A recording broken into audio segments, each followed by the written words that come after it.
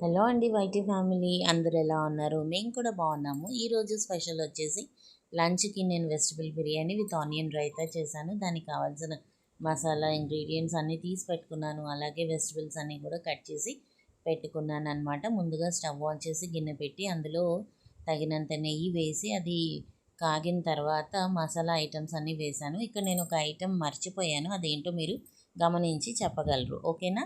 So ఇక్కడ నుంచి video అనేది కొంచెం స్లో అవుతుంది, ఎందుకంటే నేను షార్ట్ అలాగే long video at a time shoot చేసుకుంటూ వచ్చాను. కాబట్టి ఏమైందంటే షార్ట్కి కావాల్సిన వెజ్జీస్ అలాగే లాంగ్ వీడియోకి కావాల్సిన వెజ్జీస్ సగం సగం చేసి తీయడం వల్ల స్లో అవుతుంది.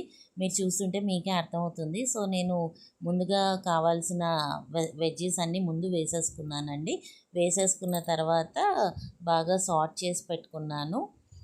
సార్ట్ చేసిన తర్వాత ఫైనల్లీ కడిగిన బియ్యం ముందే పెట్టుకున్నాను. ఆ బియ్యం కూడా అలాగే కొంచెం కొంచెం నెమ్మదిగా వేసాను. వేసేసిన తర్వాత ఫైనల్లీ కలిపి పెట్టుకున్నాక మళ్ళీ బఠానీలు అనేవి వేసాను. ఎందుకు లాస్ట్లో వేసానంటే అవి నిమిషంలో మెత్తబడిపోతాయి కాబట్టి బాగా కలిపి పెట్టేసుకున్నాను అనమాట. బాగా కలిపాను, ఎందుకంటే ఎక్కడైనా కలవకపోతే టేస్ట్ అనేది పోతుంది కదా, అందుకని బాగా కలిపి పెట్టాను. అండ్ ఇక్కడ బీన్స్ కూడా లేకపోతే క్యాప్సికమ్తో రీప్లేస్ చేశాను అనమాట. అండ్ ఫైనల్లీ ఈ పాట్ని తీసుకొచ్చి ఎలక్ట్రిక్ కుక్కర్లోకి ట్రాన్స్ఫర్ చేసేసి నీళ్ళు అనేది పోసేసాను. ఈ నీళ్లు కూడా అందాజుగా పోసాను, నాకు లెక్క అంటూ ఉండదు. సరిపడా నీళ్లు పోసేసి టేస్ట్కి తగినంత ఉప్పు ముందైతే కొద్దిగా వేసాను. వేసిన తర్వాత బాగా కలిపి పెట్టాను. కలిపిన తర్వాత టేస్ట్ చూస్తే సరిపోలేదు అని అనిపించింది. సరే అనేసి మళ్ళీ ఇంకొంచెం సాల్ట్ అనేది వేసాను అనమాట. ఎందుకంటే మరీ ఎక్కువ ఉండకూడదు, మరీ తక్కువగా ఉండకూడదు కదా, అందుకని ఇంకొంచెం సాల్ట్ అనేది వేసి మళ్ళీ టేస్ట్ చూస్తే సరిపోయింది అనిపించి ఇంకా మూత పెట్టి కలిపేసి మూత పెట్టేశాను అనమాట. తర్వాత వచ్చేసి ఆనియన్ రైతా, ఇది వచ్చేసి ఆనియన్ కట్టర్ అనమాట. ఆనియన్స్ పచ్చిమిరపకాయలు అన్నీ కూడా అందులో బాగా మనకి కట్ అవుతాయి అన్నమాట. సో ముందుగా పెరుగు చాలా గడ్డగా ఉందనేసి నీళ్లు పోసి పల్చం చేశాను. తగినంత ఉప్పు అలాగే పచ్చిమిరపకాయ ముక్కలు వేశాను టేస్ట్కి సరిపడా. తర్వాత ఆనియన్స్ అనేవి 4 ముక్కలు కట్ చేసుకుని ఆ ఆనియన్ కట్టర్లో వేసేసాను అనమాట. ఎందుకంటే పెద్ద పెద్ద ముక్కలు వేస్తే అది కట్ అవ్వదు కాబట్టి.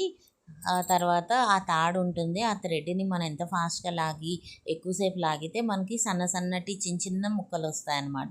అలాగే తక్కువసేపు నెమ్మదిగా లాగితే పెద్ద ముక్కలు వస్తాయన్నమాట. సో తరిగిన ముక్కలు అందులో వేసేసాను. వేసి బాగా కలిపి పెట్టుకున్నాను. ఏంటంటే బిర్యానీ రెడీ అయ్యి మనం ప్లేట్స్లోకి సర్వ్ చేసుకునేసరికల్లా పెరుగులో వేసిన ఆనియన్స్ అన్నీ కూడా చక్కగా నాని మనకి నోటికి రుచిగా ఉంటాయనేసి బాగా కలిపేసి పెట్టాను. అండ్ ఫైనల్లీ బిర్యానీ అనేది బాగా ఉడికిందండి, రెడీ అయిపోయింది.